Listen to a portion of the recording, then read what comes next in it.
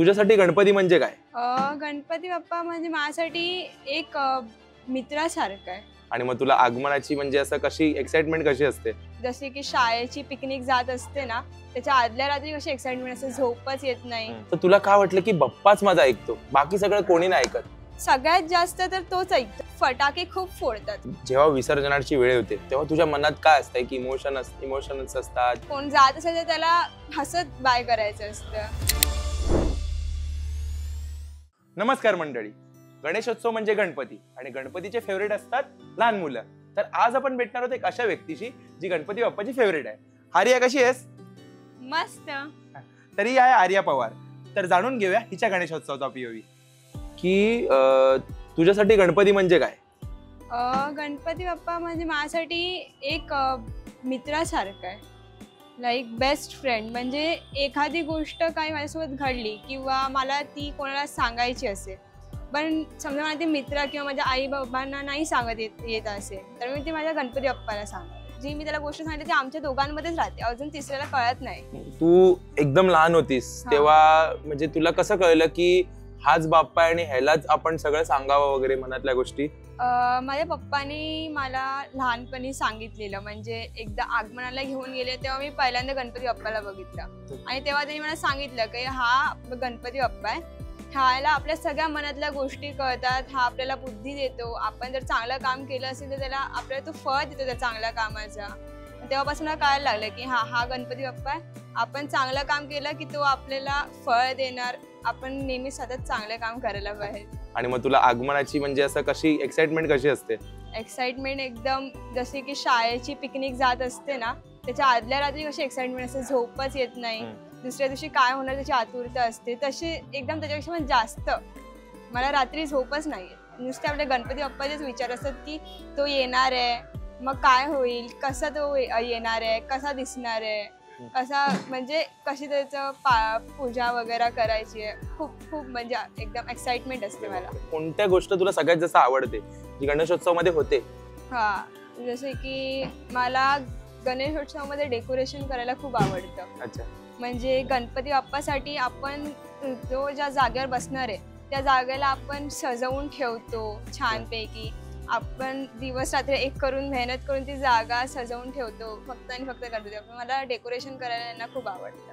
तू गणपती बाप्पाची जेव्हा पहिल्यांदा मूर्ती बघतेस तुझ्या मनात काय असतं? माझ्या मनात काय सांगू, काहीच नसतं. मी तो एकदा समोर आला ना, मी सगळं विसरते, फक्त त्याच्या डोळ्यात बघते आणि बस एवढंच की देव बाप्पा सगळ्यांना सुखी ठेव आणि मला बुद्धी दे. बाकी काहीच माझ्या मनात नसतं. काय म्हणशील, त्या ढोल ताशा पथक चालतात, बेंजो चालतात, त्याच्यावरती तुला नाचायला आवडतं की ते एक नॉईज पोल्युशन म्हणून वाटतं तुला? खरं म्हणजे ते एक प्रकारचं नॉईज पोल्युशन आहे, पण गणपती बाप्पासाठी चालतं एवढं तरी. तो आपल्याला एवढं सगळं काही देतो. मी मान्य करते नॉईज पोल्युशन आहे, पण मला त्याच्यावरती नाचायला पण तेवढंच आवडतं. म्हणजे ठीक आहे, पार्शली गोष्टी आहेत. जे ढोल ताशा पथक वगैरे वाजतात, तर तुझी कशी आठवण आहे की ती पहिल्यांदा ऐकलंस आणि खूप असं वाटलं की ह्याच्यावर मी नाचावं, अशी कुठची एक आठवण आहे तुझी? लहानपणीचीच. म्हणजे जेव्हा आगमन किंवा विसर्जनाच्या वेळी मला माझे पप्पा खाली घेऊन, त्याचे पप्पा मामा कोणी, तेव्हा मला ते लहानपणापासून तसंच वाटायचं की बाबा मला नाचायचं या ढोल ताशावर, आणि मी जायची लहानपणी नाचायला तेव्हा. अरे बापरे. तर तुला का वाटलं की बाप्पाच माझा ऐकतो, बाकी सगळं कोणी नाही ऐकत? म्हणजे बाप्पाच ऐकतो असं नाहीये, माझे मम्मी पप्पा पण ऐकतात, बट सगळ्यात जास्त तर तोच ऐकतो ना. म्हणजे आता समजा मी काही मस्ती केली कोणासोबत, तर मग मम्मी पप्पा एखाद्या ह्याच्याने ओरडतात ना की आर्या असं करायचं नाही. मग सॉरी बोलले तरी एका प्रकारे ओरडा पडतोच ना. मग देव बाप्पाला सांगितलं की देव बाप्पा माझ्याकडून असं झालंय, सो मला माफ कर, मला असं करायचं नव्हतं, पण मी मस्तीमध्ये करून गेली. पण देव बाप्पा मग माफ करतो ना, काय बोलत तर नाही तुम्हाला, तुला ओरडत नाही वगैरे असं. आणि तो माझं ऐकून घेतो सगळं की का ते मी केलं, का चुकी झाली. अरे बापरे. सगळे बोलतात की बाप्पा लहान मुलांचा पहिला ऐकतात. तर मला एक सांग, तुझी अशी गोष्ट आहे की बाप्पाला तू सांगितलीस आणि त्यांनी तुझं पूर्ण केली? मला ड्रॉइंग करायला आवडतं आणि प्राइजेस मला मिळायला पाहिजे. मग मी त्याच दिवशी आहे ना, म्हणजे त्याच दिवशी एका ड्रॉइंग कॉम्पिटिशनला गेलेली आणि माझा तिथे नंबर आला आणि मी तेव्हा आय थिंक पहिली किंवा दुसरीत होती आणि तेव्हा माझा तिथे पहिला क्रमांक आलेला. अरे. आणि मी तिथे प्रार्थना करतो की मी आज चालली आहे कॉम्पिटिशनला ड्रॉइंगच्या, तर मी चांगलं ड्रॉइंग काढेन, फक्त मला प्राइज मिळू दे. तर त्यांनी ते केलं माझ्यासाठी, मला हवं होतं तसं. आणि तेव्हा ती माझी फर्स्ट ट्रॉफी होती ड्रॉइंगची. चांगलंय. कोणता तरी एक वाईट प्रसंग आला आणि तेव्हा तू पप्पाला तू बोललीस की मला ह्याच्यातून बाहेर काढ, तसा कोणता प्रसंग आहे का? हा, तो एक आहे, कोविड मधलाच आहे. कारण माझी मम्मा तेव्हा हॉस्पिटलमध्ये होती आणि दुसऱ्या दिवशी आजी पण हॉस्पिटलमध्येच होती, दोघं पण हॉस्पिटलाइज्ड होते. सो मग आणि मी तेव्हा खूप लहान होते, आय थिंक मी तेव्हा 4th मध्ये होते आणि कोविड चालू होता. सो माझ्या पप्पा एकटे वर्किंग होते त्यावेळी.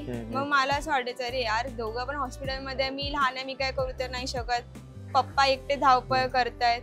तर मग मी एकदा असं सांगितलंय, म्हणजे एकदा देवासमोर बसली हात जोडून, देवा काही कर पण हे कोविड तर जाऊ दे. आणि माझ्या माझ्या मम्मीला आणि आजीला दोघांना पण हॉस्पिटलमधून घरी आण आणि त्या दोघांना व्यवस्थित कर. आणि देवबाप्पाने ते माझं ऐकलं. आणि इनफॅक्ट आता माझी मम्मा वर्किंग आहे, आजी पण चांगली आहे, तर मग दोघं पण आता घरी मस्त व्यवस्थित आहेत.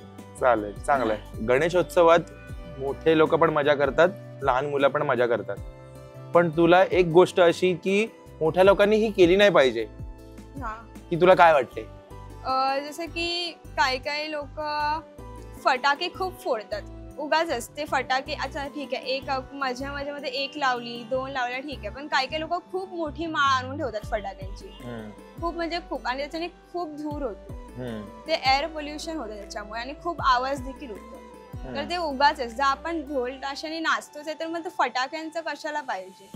आणि दिवाळीत पण सगळे तेच करतात, पण दिवाळीत करतात, मग आता गणपतीच्या वेळेस कशाला? अरे नाही सांगत. त्यांच्याकडनं एक चांगली गोष्ट काय शिकशील मोठ्यांकडनं की ते म्हणजे आता समजा देवबाप्पाच्या डेकोरेशनसाठी पैसे खर्च करायचे, ते मागे पुढे न बघता देवासाठी कितीही पण पैसे खर्च करू शकतात. म्हणजे नेहमी कसं एखाद्या वस्तूसाठी पैसे खर्च करायसाठी ती लोक बघतात, अरे ही वस्तू गरजेची आहे का किंवा नाही का.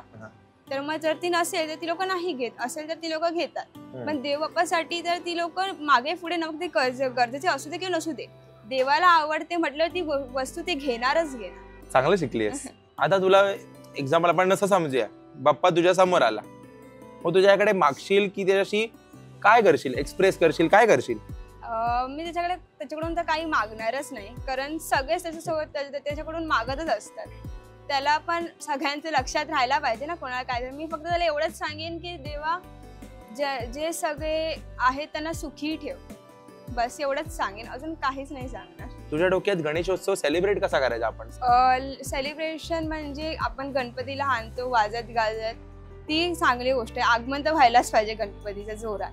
आणि पण गणपतीच्या मूर्त्या त्या इको फ्रेंडली पाहिजे, मातीच्या मूर्त्या पाहिजे, कारण त्या कधी कधी त्या विसर्जन झाल्यावर गणपती बाप्पाचं तोंड पाय वेगवेगळे जाऊन कुठेही चौपाटीची इथे पडलेले असतात, ते बघायला खरंच खूप चांगलं वाटत. कारण 11 दिवस आपण त्यांची एवढी काळजी घेतो, पूजा करतो त्यांची, आणि नंतर मग 11व्या दिवशी आपण त्यांना जेव्हा विसर्जन करतो कसेही करतो, कधी कधी तर काही लोक त्या लिटरली मूर्ती ढकलतात, मग ती खरंच बघून चांगलं नाही वाटत. आणि इको फ्रेंडली मूर्ती असेल तर ती पाण्यात पटकन मिसळते, त्याची माती होते, आणि जर ती इको फ्रेंडली नसेल तर मग त्यांचे हात पाय कुठेही पडले असे बघायला खूप वाईट वाटतं. तर मग ते आपल्याला नीट करायला पाहिजे, लाईक सगळ्यांनी इको फ्रेंडली मूर्तीच घ्यायला पाहिजे घरात. अच्छा, मोठ्यांसाठी बाप्पा आणि लहानांसाठी बाप्पा हा वेगळा असतो का आणि वेगळा आशीर्वाद देतो का? नाही, असं काहीच नसतं. म्हणजे लहानही स्वतःची गोष्ट बाप्पासोबत शेअर करतात आणि मोठेही स्वतःचं दुःख बाप्पासोबत शेअरच करतात. आणि बाप्पा कोणामध्ये असं पार्शालिटी नाही करत, लाईक हा लहान आहे तर ह्याला सगळंच द्यायचं आणि हा मोठा आहे तर ह्याला कमी आशीर्वाद द्यायचा. सगळ्यांना इक्वलच आहे. फक्त एवढंच की बाप्पांना लहान मुलं आवडतात आणि लहान मुलं मनाने साधी असतात खूप, त्यांना जास्त माहिती नसतं, सो मग त्यांची सगळी चुकी माफ असते. अरे आम्ही भजन वगैरे करतो, डेकोरेशन करतो, या सगळ्यामध्ये तुमच्या जनरेशनला आवड आहे का? माझ्या जनरेशनला गणपती बाप्पाची खूप म्हणजे खूप आवड आहे. म्हणजे त्यांना भजन जास्तीत म्हणजे थोडे का होईना पण त्यांना पाठ आहेत, आरती वगैरे सुद्धा त्यांना पाठ आहेत, त्यांना आवडतं ते सगळं ऐकायला, भजन ऐकायला किंवा आरती गणपती बाप्पाची गायला. इनफॅक्ट आता समजा स्कूलमध्ये आमच्या गणपती बसतो तर आरती वगैरे असते आणि आम्हाला तिथे जाऊन आरती वगैरे बोलायला लावतात आणि सगळे एकदम एन्जॉय करतात, बोलतात ती आरती. जोर जोरात गणपती बाप्पा मोरया वगैरे बोलतात. तर मग ती लोक आहेत. इनफॅक्ट माझी जनरेशन तर खूप गणपती बाप्पाची फॅन आहे. जेव्हा विसर्जनाची वेळ होते तेव्हा तुझ्या मनात काय असतं, की इमोशन्स असतात की मजा येते, काय असतं तुझ्या मनात? ऍक्च्युली ते माझ्यासाठी एक प्रकारचे इमोशन आहे. म्हणजे असं वाटतं की अरे आत्ताच तर गणपती आलेले आणि 11 दिवस झाले पण म्हणजे कळालंच नाही. असं वाटतं की एकदम पटकनच 11 दिवस झाले, जसं की डोळे मिसळले आणि 11 दिवस झाले गणपती बाप्पाचं विसर्जन आहे. तर मग असं एक टाईप ऑफ इमोशन वाटतं मला, की म्हणजे थोडंसं असं रडायला येते की अरे गणपती बाप्पा चाललेत, आपण एवढं त्याला केलं आणि तो लगेच चालला पण 11 दिवस कसे संपले काय माहिती. अरे बापरे. असं रडायला येते थोडं पण तेवढेच मजा पण येते. कारण बोलतात ना, कोण जात असेल तर त्याला हसत बाय करायचं असतं. माझी मम्मा पण बोलते की कोण जात असेल तर हसून बाय करायचं, रडून नाही करायचं. मग हसते मी. तर मला एक सांग, तू एवढं सगळं बोललीस, त्याच्या मनातलं त्याची फ्रेंडशिप वगैरे सगळ्या गोष्टी सांगितल्यास, गणेशोत्सव कसा साजरा करायचा, तर मला एक सांग, तू या सगळ्याला वन लाईन मध्ये समअप कसं करशील? त्याला टायटल देऊन गणेशोत्सवचा पीओव्ही. लहानपणी बाप्पाचं आगमन बघण्यापासून ते बाप्पाशी फ्रेंडशिप करेपर्यंत हा होता माझा गणेशोत्सवचा पीओव्ही. परफेक्ट दिलंस. तर हिच्याशी बोलून मला खूप काही शिकायला मिळाले. तर हे आहे की बाप्पांशी लहान मुलांचं नातं एक निस्वार्थी असतं, एक इनोसंट असतं. तर आपणही निस्वार्थी बनलं पाहिजे. आणि एक आहे की बाप्पांशी चांगली फ्रेंडशिप केली पाहिजे.